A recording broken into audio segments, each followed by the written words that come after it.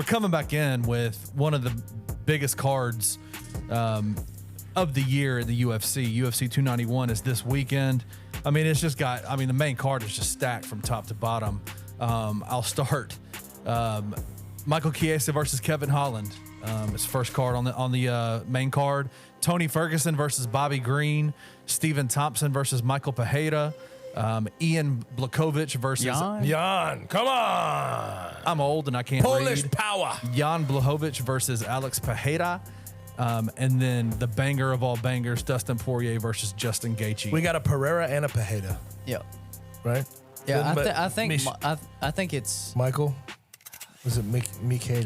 I think it's like Michel Pereira. I don't know. I don't know if it's Pereira or Pereira. You know, people will say it both ways. I don't know, but he's a fun fighter. Yeah, he is. Yes. Very creative. But Poirier and Gaethje. Gaethje, I love that. Yep, running it back. They fought in 2018 for the first time. Dustin Poirier got the TKO. Throw them hands. They're going to. But I will say Justin Gaethje has changed his fight style a lot. He's not as reckless as he once was. But and that's the thing, like he's not. If you go watch like the Fiziev fight, me and Kenny watched that coming back from Columbus, right, Kenny? Coming back from Columbus, we watched the Gaethje Fiziev fight, and Gaethje didn't fight reckless. Like he was very calculated, and he really beat the crap out of Fiziev, especially in the third round. But we've seen him still be able to get baited into those fights. The Michael Chandler fight, they just tried to kill each other the whole time, and Poirier is absolutely down for that. So I think maybe the first round, they'll both kind of play on the outside a little bit. Not a boring first round, but I think they'll still throw punches maybe from the outside. Probably about midway through the second round, it's probably going to be a firefight from then on. Poirier is a pro's pro. It's hard for me to see him losing this fight. I know it's going to be a close. I think it's minus 150, plus 125 for Gaethje. But like, it's hard for me to imagine him losing this fight. But I've been wrong before. I love Dustin Poirier, man. He's so well-rounded, man. Like, nothing surprises him, generally speaking. No. But Gaethje can catch your ass. Gaethje can catch you. Absolutely. I would say Poirier is probably my third favorite fighter. It's probably Izzy, John Jones, and Poirier are probably my top three. So anytime I see those three guys fight, I'm hyped up. So I can't wait. That's going to be You can get some Poirier hot sauce if he wins this.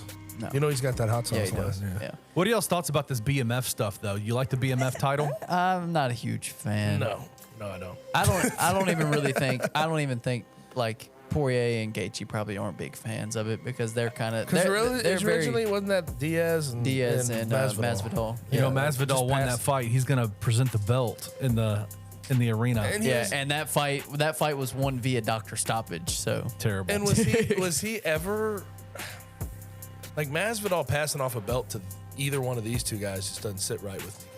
They're way better than they're way better. And they've always been way better. Right. Masvidal was just a draw because he was with Kimbo Slice. Well, and he went on that 3-fight tear, including the Ben Askren knee, and that really blew him up. Yeah. But yeah, awesome main event. I don't think this card is like overly loaded, but I think it's a really if you're more than a casual fight fan, I think this is like a very good card because you go down. Alex Pereira making his light heavyweight debut against Jan Blachowicz. I love that fight.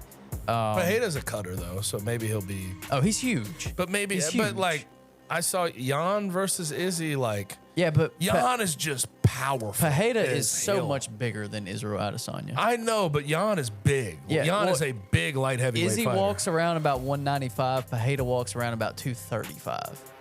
And what do you think Jan walks around at? 250? Probably 235, 240. Okay, he looks massive. He is, but it'll be interesting. Like, does Jan stand and strike with him? Because Jan's a good striker. Like, Jan has fought very good strike. Corey Anderson, Dominic Reyes, Glover Teixeira. I mean, he's fought, and he lost to Glover Teixeira, but he's fought good strikers before. Now, kickboxer the level of Alex Pereira, yes, he fought Izzy, but he was able to just take Izzy down and hold him down. You think he'll try to do that with him? I think it's a possibility.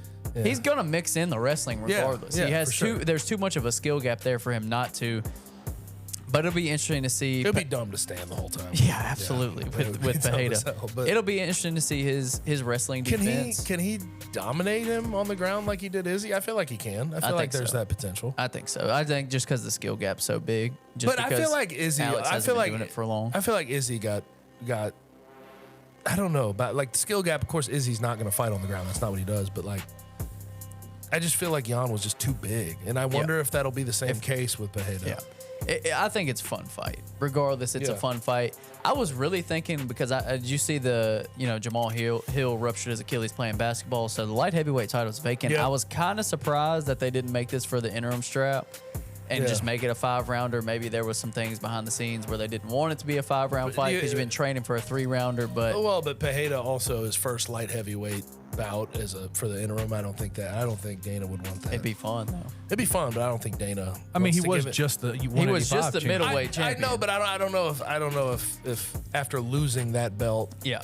Dana wants to throw him right in to get a. But I mean, go up a class and have a chance. Who else in the? I mean, there's really. I get it. I understand. I mean, I get it. I don't think we've heard a timetable on Yuri Prochazka yet. Yeah. Glover Teixeira's probably not going to make another run at the title, being I think 44 years old, and he's so who knows, he could. and he's so focused. He's so focused on training with Alex Pereira. Yeah. I don't think he's worried about it. Obviously, Jamal Hill's going to have a long road to recovery with Achilles. Glover So Teixeira is just going to fight till he's 85. he could.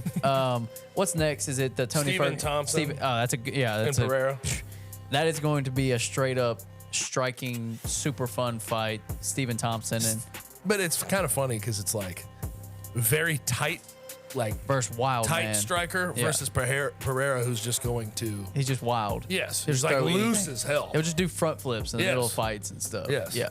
So that'll be a fun. Big shit talker, too. Yeah, absolutely. But that's a fun fight. Tony Ferguson and Bobby Green, they're just going to stand there and try to kill each other the whole time. Can I make a little suggestion here to you, and I just want to bounce it off you? Yeah. Could this be the end of Tony Ferguson. I was thinking the same. Bobby Green's favored. By a Bobby lot. Green is a pretty heavy favorite. And Bobby Green can send you to the shadow realm. Yeah. And I'm scared for Tony in this one if he doesn't cover his face up. It could be the end of Tony. I mean, Tony's already done. I don't see why he just doesn't go ahead and hang him up. You know, some guys have difficulties with that, especially when he was just on top of the game 3 years ago on a 12-fight win streak. And everybody was talking about him and Khabib. Yeah. Oh, he's forever. the one who could do it. Yeah. No. What else we got on the main card? Chiesa and Holland. I love that fight. God bless. Holland I love that favored. fight. Minus Holland, 150 to plus very- 125. That's surprising That's- to me. I mean, One of the more active. Is he the most active fighter in the UFC right now? A couple of years ago, he was. he's Yeah. still pretty. He's still pretty He's active, He's still but pretty active. I think he fought 5 times. Like 2 years ago, I think Yeah. he fought 5 times in a year. And he did a couple on short notice. It's when he knocked out Jacare Sosa from the back. from his butt. yeah. Yep. Oh my God, with punches. Yeah, that was crazy. That was crazy. But I like that fight as well. I mean, I just think Chiesa's game plan is going to So be to good come on in the and just ground. take him down and strangle him because that has been Kevin Holland's Achilles, man. Like he Yep. cannot fight on the ground. Yep. Yeah. It's And Holland can get wild too. yeah. Anytime Kevin Holland fights, it's a fun fight. That's how I feel about it. And you call him a shit talker, but he's not really like he almost talks nice to you. It's Yeah, weird. yeah, I just talk to you. It's a different thing. Yeah, but He's then behind the strange. scenes, like to other people, he goes off like backstage and stuff, Yeah. like on other fighters that he's not fighting. Well, he almost so- got I- into he- a fight with Masvidal's camp at Yeah. the last fight. But as like an entertainer, though, I love Kevin Holland. Oh, my As an God. entertainer. I'm a big fan of Kevin Holland. And then really the one big highlight on the prelims, Derek Lewis fighting on the prelims. Rogerio de Lima, yeah, Marcos. he's favored. he Derek throws. Lewis favored in that fight. correct? No. He's a dog. Yeah. Lima's favored by I think minus 180. They're throwing bombs. If it gets outside of the first round, I'll be surprised. Yeah. That's what I'll say. Yeah, and that's the thing about this card, and that's what I mean by like this is like a true fight fan, people that just love watching good fights.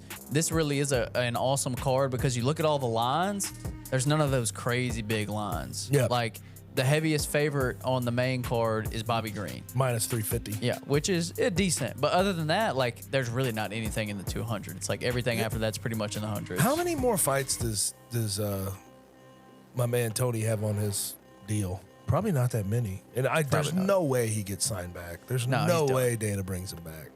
He's done, especially with this all this stuff that's going on with the Bellator fighters and stuff. Yeah.